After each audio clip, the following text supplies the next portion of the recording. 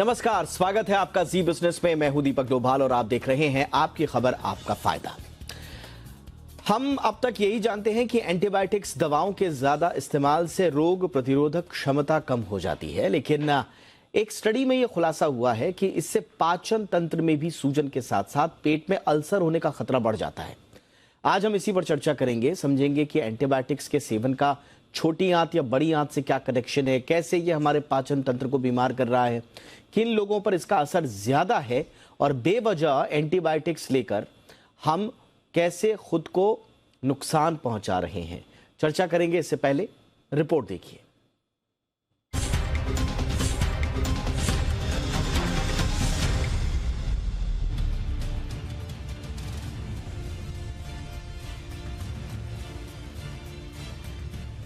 एक आम धारणा है कि हर तरह के संक्रमण के इलाज की रामबाण दवा है एंटीबायोटिक। कुछ लोग इसका साइड इफेक्ट जाने बिना बगैर डॉक्टरी सलाह के धड़ल्ले से इस्तेमाल भी करते हैं। लेकिन ज्यादा एंटीबायोटिक दवाओं का सेवन सीधे हमारे ऑर्गन्स को प्रभावित करता है। इससे एक तो रोग प्रतिरोधक क्षमता कम हो जाती है, वहीं एक नई स्टडी में खुलासा हुआ है कि इसके ज्यादा इस्तेमाल से इन्फ्लेमेटरी बाउल डिजीज यानी कि आईबीडी का खतरा बढ़ जाता है। आपको बता दें कि आईबीडी पाचन तंत्र में सूजन से जुड़ा सूजन आ जाती है। ज्यादातर ये छोटी आंत या बड़ी आंत को प्रभावित करती है। इसके लक्षणों की बात करें तो इसे संक्रमित रोगी को दस्त, पेट में दर्द, वजन घटना या त्वचा पर चकत्ते पड़ने की शिकायत होती है। वहीं अल्सरेटिव कोलाइटिस भी आंतों से जुड़ी एक समस्या है, जिसमें बड़ी आंत में सूजन और जलन की परेशानी होती है। इसमें कोलन में छाले हो जाते हैं और कई बार सही इलाज नहीं होने से ये बीमारी पेट के कैंसर का रूप ले लेती है। एंटीबायोटिक दवा समूह में आईबीडी का सबसे अधिक खतरा नाइट्रोइमिडाजोल और फ्लोरोक्विनोलोन से जुड़ा पाया गया है। इस ग्रुप की एंटीबायोटिक दवा आमतौर पर आंतों के संक्रमण का इलाज करने के लिए उपयोग की जाती है, जबकि नाइट्रोफ्यूरेंटोइन एकमात्र ऐसा एंटीबायोटिक पाया गया जो किसी भी उम्र के लोगों के लिए आईबीडी का खतरा नहीं बढ़ा रहा था। फिलहाल तो बगैर डॉक्टरी सलाह के एंटीबायोटिक दवाओं का सेवन बिल्कुल ना करें। किसी बीमारी के सही इलाज के लिए किसी ऐरे गहरे झोला छाप डॉक्टर के बजाय विशेषज्ञ डॉक्टर की सलाह लें और ये बात मन से निकाल दें कि एंटीबायोटिक दवा ही बीमारी को ठीक करती है। ब्यूरो रिपोर्ट, जी मीडिया। खास मेहमान इस वक्त हमारे साथ जुड़ चुके हैं, उनका परिचय सबसे पहले आपसे करा दें। हमारे साथ हैं डॉक्टर जयेश लेले, जो कि महासचिव हैं आईएमए यानी कि इंडियन मेडिकल एसोसिएशन के। डॉक्टर लेले, बहुत बहुत स्वागत है सर आपका हमारे शो पर। हमारे साथ हैं डॉक्टर रणधीर सूद, गैस्ट्रोएंटरोलॉजिस्ट हैं मेदांता हॉस्पिटल में।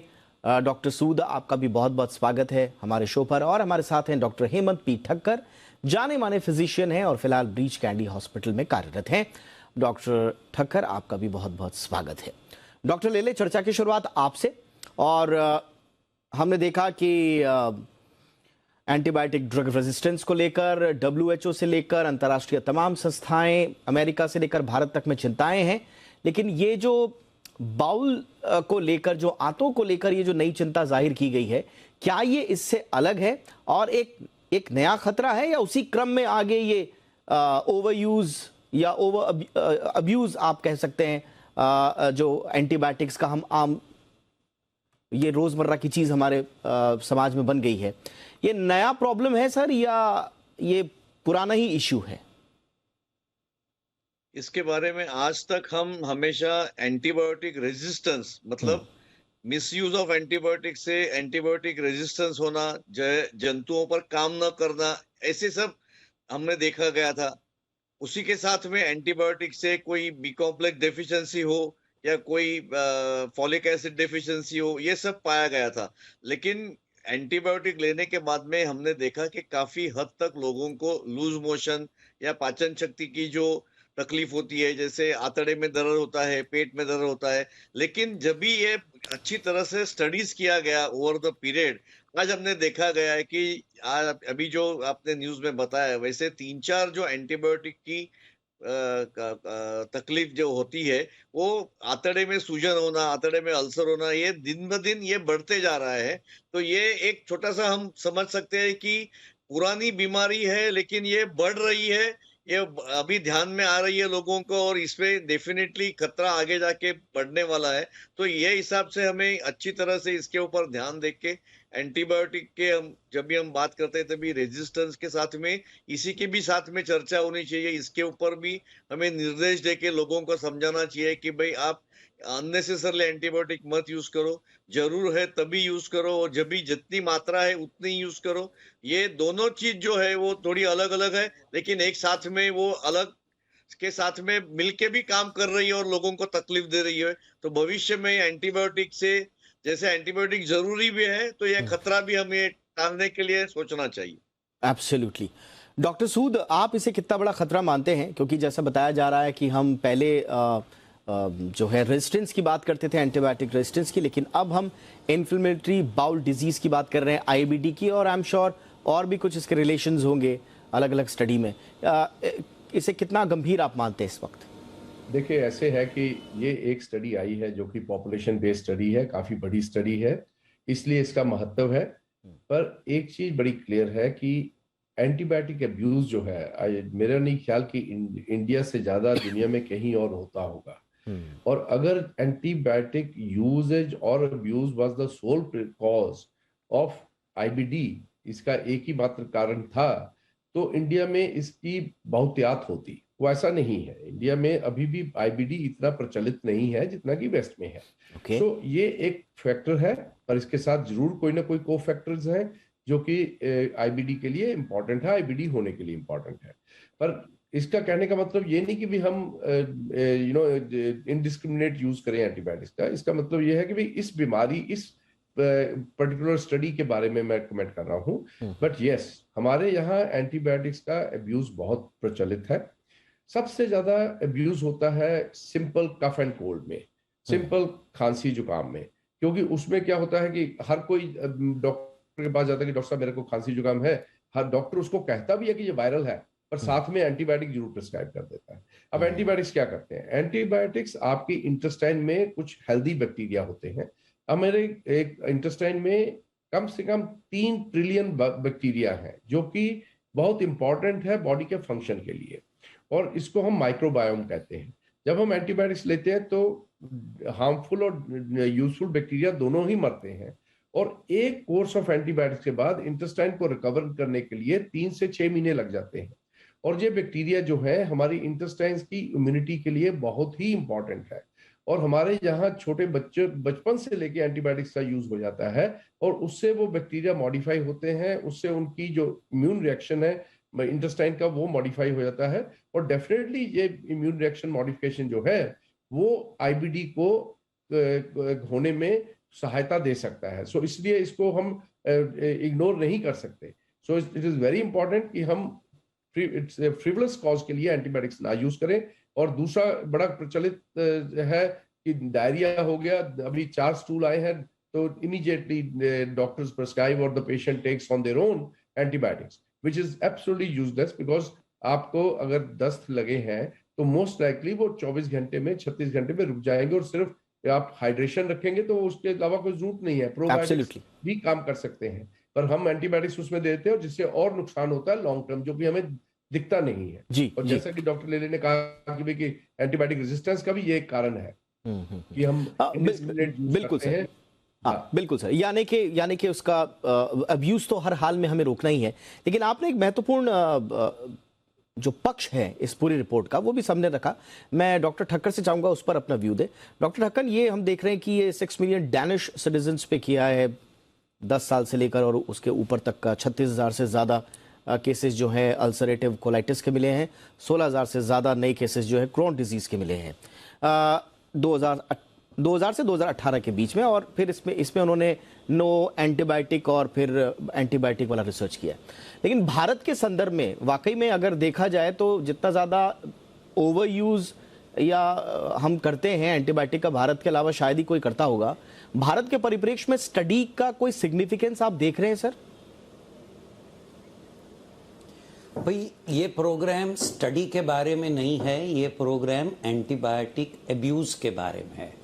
तो इसमें समझना बहुत महत्वपूर्ण है कि एंटीबायोटिक्स सारे ऑर्गेनिजम्स के ऊपर काम करते हैं, और आंत के अंदर कुछ अच्छे माइक्रोबायोम ऑर्गेनिजम्स है। आंत एक पाचन शक्ति या हजम करने की ऑर्गन नहीं है। आंत में अच्छे बैक्टीरिया क्या पदार्थ होता है और ये अच्छे बैक्टीरिया बॉडी की तंदुरुस्ती, बॉडी का डिफेंस, बॉडी को विटामिन पैदा करना, ये सब करता है। तो जब आप एंटीबायोटिक देते हैं तो एंटीबायोटिक चुन नहीं सकता है कि कौन सा बैक्टीरिया अच्छा है, कौन सा बैक्टीरिया बुरा है। एंटीबायोटिक तो सारे बैक्टीरिया के ऊपर हमला कर देता है। तो जैसे डॉक्टर सूद ने और डॉक्टर लेले ने कहा कि एंटीबायोटिक लेने से सारे बैक्टीरिया बदन के अंदर, आंत के अंदर डिस्ट्रॉय हो जाते हैं। तो इन्फेक्टिंग बैक्टीरिया को छोड़ो, आप अच्छे बैक्टीरिया जो आपके विटामिन्स पैदा करते हैं, जो आपके बॉडी डिफेंस केमिकल्स देते हैं, वो सब खत्म हो जाते हैं, कमज़ोर हो जाते हैं। और इस कंडीशन में पोस्ट एंटीबायोटिक जब आपको अंदर की कमज़ोरी है, आपको कई प्रकार के इन्फेक्शंस हो सकते हैं। एक तो हम ओवर यूज से एक कोलाइटिस होता है सूडो मेम्ब्रेनस, जिससे भी डायरिया हो सकता है। क्लोस्ट्रीडिया का भी इन्फेक्शन हो सकता है। फिर जैसे स्टडी ने बताया क्रोन्स, अल्सरेटिव कोलाइटिस, सारी चीज़ आपकी डिफेंस खुल जाती है तो कोई भी प्रकार का इन्फेक्शन हो जाएगा। हाँ, ये स्टडी ने सिर्फ क्रोन्स और आईबीडी देखा है, बट फिजिशियंस होने के नाते हमने कई दूसरे इसके साइड इफेक्ट्स देखे हैं। ग्रोइंग चिल्ड्रन के अंदर अगर आप एंटीबायोटिक रिपीटेडली दो तो उनके ग्रोथ में, उनकी मेमोरी में, उनकी इंटेलिजेंस में, सिमिलरली रिप्रोडक्शन के टाइम पे अगर आप रिपीटेड एंटीबायोटिक्स बार बार देंगे, जब बात ये आती है कि एंटीबायोटिक्स बार बार नहीं देना है, एब्यूज़ नहीं करना है। हर इन्फेक्शन बैक्टीरियल इन्फेक्शन नहीं होता है। इसके लिए हमने कोविड में कोई एंटीबायोटिक नहीं दिया, एंटीवायरल दिया। और हर इन्फेक्शन डायरिया का, जैसे डॉक्टर सूद ने कहा, सिर्फ हाइड्रेशन से ठीक होता है। तो ये स्टडी से हमें ये सोचना है और टेक होम मैसेज रखना है कि आप एंटीबायोटिक दोगे तो आपका आंत आप एक्सपोज कर दोगे, अच्छे बैक्टीरिया जो आपके भाले हैं, जो डिफेंस है, वो कम हो जाएंगे, बॉडी कमज़ोर हो जाएगा। आपको आईबीडी क्रोन से लेके सिंपल डायरिया भी हो सकता है। एंड इसके लिए हम फिर ऊपर से प्रोबायोटिक देते हैं। प्रोबायोटिक मतलब अच्छे प्री फॉर्म्ड विटामिन बायोटिक, या उसमें अच्छे बैक्टीरिया डालते हैं कि उनके आंत का पदार्थ बिगड़ न जावे। तो ये एक सीसॉ है और ये सीसॉ के लिए हमें एंटीबायोटिक एब्यूज स्टॉप करना है। बिल्कुल, और उसका सोर्स कुछ भी हो, एंटीबायोटिक अब्यूज को रोकना है। स्टडी चाहे आईबीडी से रिलेटेड आए, चाहे क्रोन्स डिजीज से लेकर आए, लेकिन कुल मिला के जो भी ट्रिगर करे डिफेंस मैकेनिज्म को, जो कि बैक्टीरिया का होता है, जो कि कॉज करता है, रेजिस्ट करना है एंटीबायोटिक्स को, तो उस पर हमें प्रतिघात कर रहा है। इसलिए एक होलिस्टिक अप्रोच में इस पूरे इशू को देखना आवश्यक है। एक छोटे से ब्रेक के लिए रुकते हैं। ब्रेक के बाद हम सीधा सीधा सवाल यही पूछेंगे कि हम तमाम स्टडीज पढ़ रहे हैं, WHO स्टडी निकाल रहा है, यूएस से लेकर यूरोप से लेकर भारत तक हर जगह इसकी चिंता हो रही है, तो उसके बावजूद हम फिर ये क्यों दे रहे हैं एंटीबैक्टीरियल दवाएं, हम क्यों प्रिस्क्राइब कर रहे हैं? मैं प्रिस्क्रिप्शन पे आ रहा हूं क्योंकि ओवर द काउंटर तो क्या अब्यूज हो रहा है इसका तो कोई हिसाब ही नहीं है, लेकिन जो डॉक्टर के हाथ में है वो भी क्यों लिख रहे हैं डॉक्टर्स हमारे, इस पर भी चर्चा करेंगे। क्या हम डॉक्टर की पेन से ही इसको पहले खत्म करने की कोशिश नहीं कर सकते, या ये जरूरी है? इस पर समझेंगे अपने तमाम मेहमानों से। इससे पहले कि अगर आपने जी बिजनेस के प्रोग्राम देखे होंगे तो इससे पहले हमने लगातार जो एंटीबायोटिक्स का अब्यूज हो रहा है किसी भी रूप में, उस पर हमने हमेशा से सवाल उठाए हैं, और हम ही नहीं, अंतर्राष्ट्रीय स्वास्थ्य संस्थाएं, WHO समेत, और देशी और विदेशी जो स्वास्थ्य विशेषज्ञ हैं वो भी इस बात को लेकर चिंता जाहिर कर चुके हैं। अब इसका जो कनेक्शन निकला है इन्फ्लेमेटरी बाउल डिजीज से, यानी कि आईबीडी से निकला, और क्रोन्स डिजीज से भी मिला है, तो उसी पर आज हम चर्चा कर रहे हैं। डॉक्टर लेले, अब सीधा सीधा सवाल यह है कि अब तक फिर जब इतनी सारी चिंताएं हैं एंटीबायोटिक्स को लेकर, तो फिर कोई ऐसी पॉलिसी क्यों नहीं है जिसमें हम इस पर रोक लगा दें, क्योंकि इसके फायदे से ज्यादा तो इसके नुकसान हो रहे हैं। अभी मैं वापस ये जो पॉइंट हमने आपने बताया उसके ऊपर मैं वापस दोहराना चाहूंगा, जो मैंने पहले भी काफी जिक्र किया था। एक इम्पोर्टेंट इश्यू ऐसा है कि हम हमारे मेडिकल एजुकेशन जो सीएमईज होते हैं, जिसको कंटिन्यूइंग मेडिकल एजुकेशन बोलते हैं, हमारी सभी एसोसिएशंस है, सभी जो इम्पोर्टेंट फैकल्टीज है, वो हमेशा बोलते रहती है। तो डॉक्टर्स लोग इसको कमी लिखने का पसंद भी करते हैं, जहाँ जरूर है वही एंटीबायोटिक प्रिस्क्रिप्शन देते हैं। लेकिन जैसे आपको देखा होगा कि ये जो हमारा प्रिस्क्रिप्शन होता है वो रीयूज होता है, और केमिस्ट उसके ऊपर दवाई, अधिक अच्छी दवाई दे देता है। अभी आपको तो मालूम है कि व्हाट्सएप यूनिवर्सिटी में एक बार प्रिस्क्रिप्शन दिया तो वो पूरे इंडिया में वो अपने पूरे रिलेटिव के पास घूम जाता है और केमिस्ट दवा देता है। तो ये दोनों चीज है, ये सही बात है। पेशेंट और केमिस्ट, ये दोनों की जगह हमें उनको ज्ञात कराना चाहिए, और दखल अंदाज ये होनी चाहिए कि भाई आपका प्रिस्क्रिप्शन है, आपके पास रखो, मिसयूज मत करो, रीयूज मत करो। ये 3-4 चीज अगर हम नहीं ध्यान में रखेंगे तो डॉक्टर्स ने प्रिस्क्रिप्शन कम लिखने के बावजूद ये प्रॉब्लम हो सकता है। और वही हम फेस कर रहे हैं कि एक तो डॉक्टर के प्रिस्क्रिप्शन के बाद में 2 दिन में पेशेंट ठीक लगने लगता है, तो एंटीबायोटिक छोड़ देता है, तो वो रेजिस्टेंस बढ़ने को चालू हो जाता है। और उसी के साथ में अगर इन्फेक्शन होता है, वो बढ़ जाता है, अगले टाइम वो दवा काम नहीं करता है। तो ये 2 चीज है, वो दोनों हम लोग साथ में नजरअंदाज नहीं करके बिल्कुल। इसके ऊपर काम करना चाहिए। पेशेंट एजुकेशन और डॉक्टर एजुकेशन और केमिस्ट एजुकेशन, ये तीनों जगह पे हमें काम करना चाहिए, ऐसा मैं समझता हूँ। Absolutely sir. डॉक्टर सूद, और सिर्फ एंटीबायोटिक्स ही नहीं, अब तो बहुत सारी स्टडी आ रही है। मैं रिसेंटली एक स्टडी पढ़ रहा था जिसमें तो अब नॉन एंटीबायोटिक ड्रग्स जैसे कि एंटी डिप्रेसेंट्स की वजह से भी जो ड्रग रेजिस्टेंस इन बैक्टीरिया है, और वो हमें देखने को मिल रहा है, वो पोटेंशियल ड्राइवर माना जा रहा है।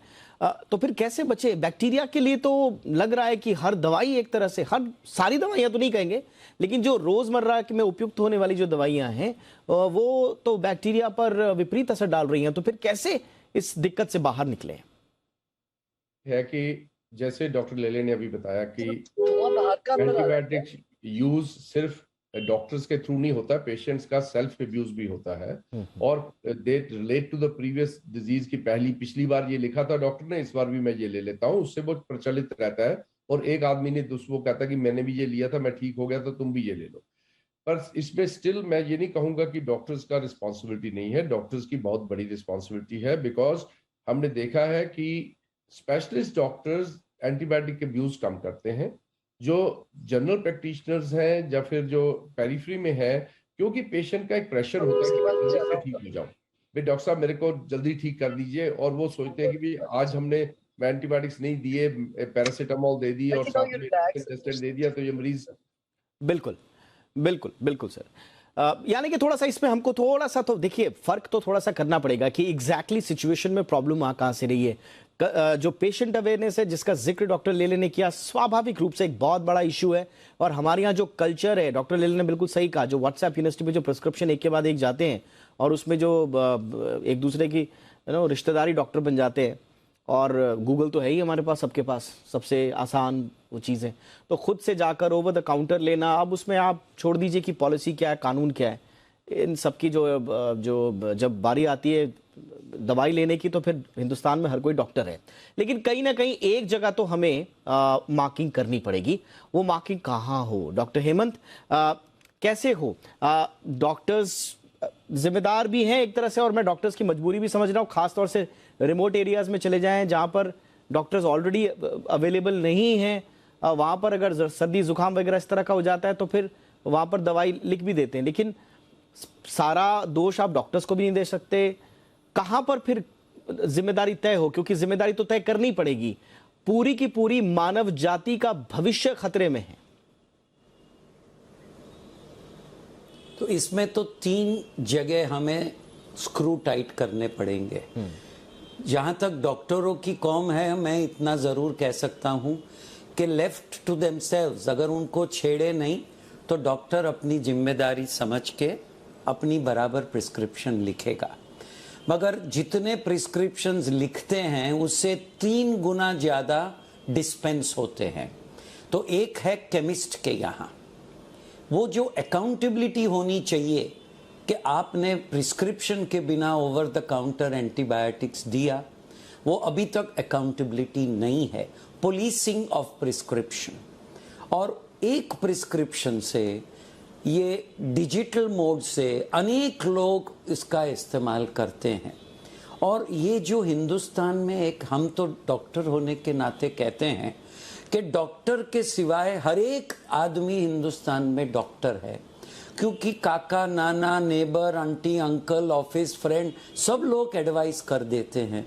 और जब तक पेशेंट हमारे पास आता है, वो एक दिन एक एंटीबायोटिक, 2 दिन बाजू वाले का, 3 दिन तीसरे का, वो ऑलरेडी अब्यूज करके आता है। तो इसमें लॉ इतना कड़क होना चाहिए कि प्रिस्क्रिप्शन, अवेलेबिलिटी, पॉपुलेशन, ये सब एक कॉन्ग्लोमरेटेड चीज़ है। हम ऐसे प्रोग्राम के द्वारा अवेयरनेस स्प्रेड कर सकते हैं, मगर policing of population, policing of chemist and this unnecessary Google और एक दूसरे की बातें फैलाना, इसको कम करना, सोशल मीडिया, सोशल प्रेशर और जल्दी ठीक होके ऑफिस या पार्टी या शादी में जाने का प्रेशर, ये अगर कम हो तो साइंस को कोई जगह मिलेगी अपना पैर बसाने की। एब्सोल्युटली सर, यानी कि बिल्कुल आपने सही कहा, मीडिया और इस तरह की जो परिचर्चाएं हैं वो अवेयरनेस के लिए बहुत ज़रूरी हैं, लेकिन अंततोगत्वा आपको थोड़ा सा एक स्ट्रिक्ट एक्शन तो रखना पड़ेगा, एक लाइन ऑफ एक्शन आपको तय करना पड़ेगा। और इस लाइन ऑफ एक्शन की 3 धुरियाँ जो हमारे पैनलिस्ट ने बताई। नंबर 1, डॉक्टर्स, जिनके लिए सेल्फ ज़्यादा ये चीज़ है कि वो कैसे तय करें कि कम से कम एंटीबायोटिक्स प्रिस्क्राइब करें। दूसरा, केमिस्ट, देखना है कि कैसे वो सुनिश्चित करें इसकी सप्लाई को कंट्रोल करने का। और तीसरा, जो कंज्यूमर है, उनके लिए तो बहुत बड़ी सीख भी है कि वो खुद से इस तरह से एंटीबायोटिक्स ना लें। बहुत बहुत शुक्रिया आप तीनों का, आपने वक्त निकाला हमारे लिए। Doctor Hemant P Thakkar, thank you so much sir. Doctor Randhir Sood, thank you so much sir. Doctor Jayesh लेले, आपका भी शुक्रिया सर जी बिजनेस के लिए समय निकालने का। आपकी खबर आपका फायदा में इतना ही, इजाजत दें, नमस्कार।